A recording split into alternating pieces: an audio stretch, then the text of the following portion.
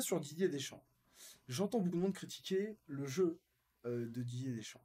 Alors on peut critiquer tout ce qu'on veut. On peut nous dire que c'est vrai que l'équipe de France, c'est pas l'équipe qui produit le meilleur football de la planète. Que c'est pas l'équipe qui domine ses matchs constamment et qui finalement ne souffre jamais. Bien sûr, elle a souffert contre l'Argentine, elle a souffert contre le Maroc, elle a souffert contre l'Angleterre. Enfin, ce qu'il faut retenir quand même. Parce que l'opposé, finalement, la critique à l'argument que je vais vous sortir, c'est qu'on nous dit finalement Deschamps, si on retire les résultats, il n'y a pas grand-chose de positif. On se fait chier au niveau du jeu. Le management, bah, finalement, il est peut-être pas si parfait que ça parce que le cas Benzema, il l'a géré de façon bizarre. Que sa liste, elle est pas terrible. Enfin, les gars, si on retire les résultats au football, qu'est-ce qui reste? Il reste rien. C'est-à-dire que si le résultat ne compte pas, et si on le met de côté et qu'on se concentre que sur un côté, allez, esthétique ou romantique du football, mais il reste rien en fait. Il ne reste strictement rien. Si on enlève le résultat, bon bah le Brésil n'est pas 5 fois champion du monde. Donc le Brésil, c'est une équipe random, c'est une équipe comme Andorre finalement. Enfin, ça veut strictement rien dire de vouloir retirer le résultat. Dans le football, il n'y a qu'une seule chose qui compte, c'est le résultat. Le but du football, il est assez simple, c'est de mettre un but de plus que l'adversaire. L'équipe qui met un but de plus que l'adversaire gagne le match. Et donc, celle qui a mis le plus de buts aux adversaires qu'elle a joué, elle remporte la Coupe du Monde, ou le championnat d'Europe, ou peu importe, ou un championnat. Donc moi, je vais être très clair à ce niveau-là. Euh, on s'en fout de comment joue l'équipe de France à partir du moment où elle gagne. Et avec Didier Deschamps, elle gagne parce qu'elle a été championne du monde. Et c'est arrivé que 2 fois dans l'histoire, donc c'est déjà assez incroyable comme ça. Et au-delà de ça, elle fait championnat, elle fait finale de Coupe d'Europe, enfin de championnat d'Europe, elle fait finale de Coupe du Monde, presque un back-to-back pour l'équipe de Deschamps.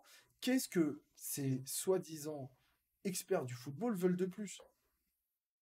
Ils veulent qu'on joue bien au football. Mais moi, je vais vous parler de l'équipe d'Espagne. L'équipe d'Espagne, elle joue super bien au football. Franchement, vous regardez l'équipe d'Espagne, en termes de possession de balle, en termes de circulation, en termes même de, comment dire, de domination d'une équipe, tactiquement, techniquement, c'est super propre cette équipe d'Espagne. C'est peut-être l'équipe qui a mieux joué pendant cette Coupe du Monde. C'est une équipe qui, en tout cas, le ballon, les valeurs du football, c'est-à-dire faire circuler le ballon de droite à gauche, ne pas la perdre, être techniquement quasiment parfait, ressortir le ballon proprement, il n'y a pas mieux que l'équipe d'Espagne.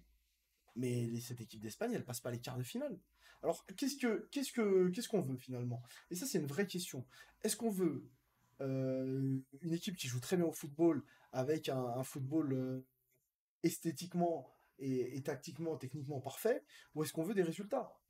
Parce que dans 20 ans, personne ne se rappellera. Enfin, moi, si je vous cite l'Italie 82, ben, ceux qui savent qu'elle est championne du monde, c'est déjà très bien. Et ceux qui savent comment elle est championne du monde, ben, l'Italie 82, c'était pas du très bon football, hein. C'est une équipe quand même qui passe la phase de poule avec 3 matchs nuls. C'est une équipe qui ne gagne pas un seul match en phase de poule, mais qui va en finale et qui gagne sa finale de Coupe du Monde. Alors, c'était certainement pas du très beau football, mais cette équipe, elle est championne du monde. Et qu'est-ce que vous voulez retenir d'autre? Ben voilà, on est 30 ou 40 ans plus tard. Dans 30 ans, tout le monde en aura rien à foutre de comment l'équipe de France, elle est championne du monde en 2018. Par contre, tout le monde se rappellera qu'il y a 2 étoiles au-dessus de l'emblème de l'équipe de France. Donc, faut arrêter de critiquer Deschamps déjà à ce niveau-là. Pour moi, ben, à partir du moment où il fait le travail, c'est-à-dire qu'il a des résultats qui sont réguliers, et même quand là, sur cette Coupe du Monde, ça joue pas bien. Moi, je trouve que déjà, contre l'Angleterre, c'est un match de fou. Oui, on est dominé, mais être dominé et être capable de gagner le match, mais c'est une façon de jouer au football. Il n'y a pas qu'une seule façon de gagner. Et en plus de ça, moi, ce qui me fait rire, c'est que le nombre de personnes qui critiquent l'équipe de France pour son jeu, mais qui, dans le même temps, euh, est euphorique à propos du Maroc. Parce que si vous regardez le Maroc contre l'Espagne, contre le Portugal, et un peu moins contre la France, même si c'est le cas, c'est pas une équipe qui a très bien joué au football. C'est une équipe qui a montré de la solidarité, qui a été vaillante, qui a montré plein de valeurs, des valeurs d'unité, et qui a prouvé qu'avec des joueurs qui ne sont pas des joueurs extraordinaires, mais avec un schéma qui tient la route et avec un collectif bien huilé, eh ben on peut faire des grandes choses. Alors ça, c'est génial quand c'est le Maroc, mais quand c'est l'équipe de France, c'est pas bon. Parce que soi-disant, on a des joueurs plus techniques et avec une maîtrise qui devrait être plus importante puisque nos joueurs sont meilleurs. Donc on devrait faire mieux. Mais je sais pas moi. L'équipe d'Angleterre, elle a fait mieux que nous. Certainement, au niveau du football. Elle a fait mieux que nous, mais en termes de résultats, les Anglais sortent en quart de finale.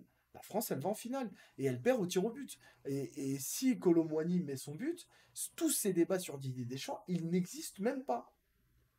Donc je trouve que lui faire un procès sur le prétendu football, bon, à part pour faire des débats et vendre des émissions de radio, ça n'a aucun intérêt.